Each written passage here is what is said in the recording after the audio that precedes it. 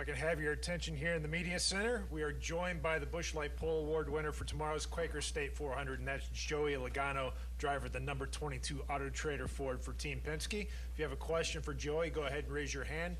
We will start here to our right with Jacob and then go to Jordan.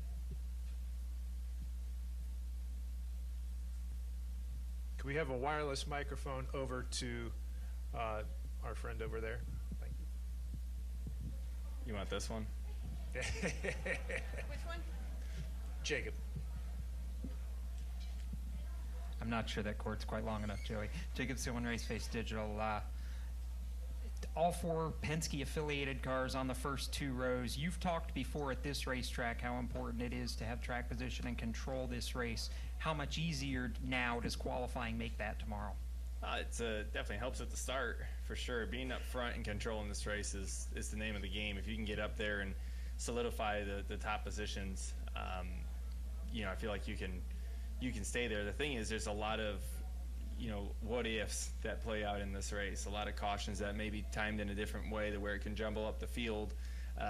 It's hard to say you're going to be leading every lap of this thing.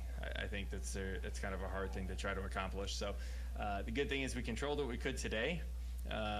Super proud of Team Penske, Roush Yates, Ford, obviously, to keep our Mustangs up there. Really shows the ability to repeat from car to car. It's really hard to do.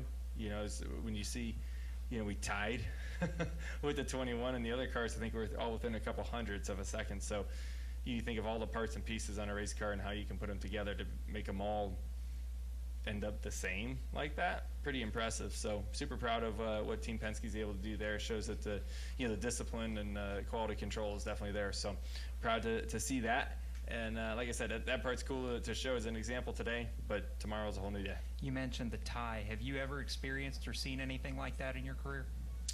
Not for the pole. No, not to start first. So I'm glad I'm on this end of it. Go next to Jordan.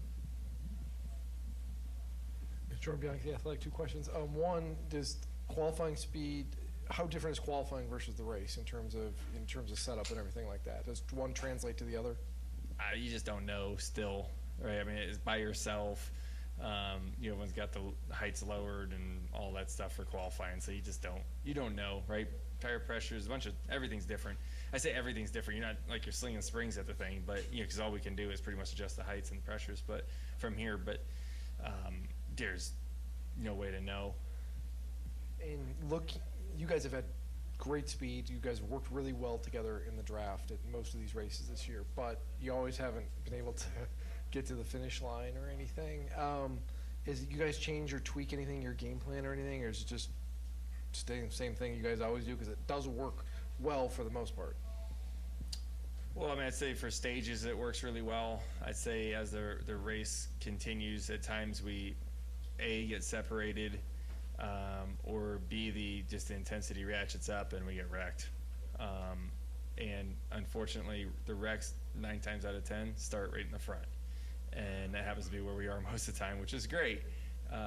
But with these speedway races here recently, the best cars, the cars that lead all the laps, most of the time don't win these days, just because of the wrecks. But I feel like here in Atlanta it's a little bit different, especially tomorrow. Handling's going to come into play. It's going to look like the old 550 days a little bit, I think, where the draft's still going to be there, don't get me wrong, but I think the field will definitely be have a little bit of separation. Some lifting will definitely come into play, those type of things. So it's a speedway race, but it's almost a 550 race, like right on the edge, kind of like Michigan used to be years ago. Do we have any additional questions for Joey? Go right over there. Sky Sprinkle Raceface Digital. It strays away from the poll a little bit, but Hamlin talked earlier this year about, he didn't have many years left. You want to hit 60 wins instead of different goals. You're a veteran, but you're still very young. You probably got a lot more years ahead of you.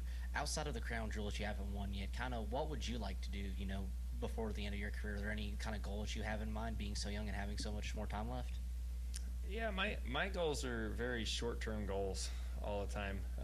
I know some people like having some goals that sit out there a long ways, but mine are simple. It's win the championship and win the next race. I mean, what else does it have to be, right? Like, and where the stats end up, they'll end up. from there. You know, I've never had a number that I was trying to reach or anything like that. I just want to win what I can win today, and I'll focus on tomorrow when that happens. But yeah, that's kind of, everybody has a different, I'm not saying the way he does it is wrong. I like the long-term plan on a lot of things, but on this one, I'm looking at the hood pins. Any additional questions? Well, Joey, congratulations on winning the poll, and good luck tomorrow. Absolutely. Thank you, guys.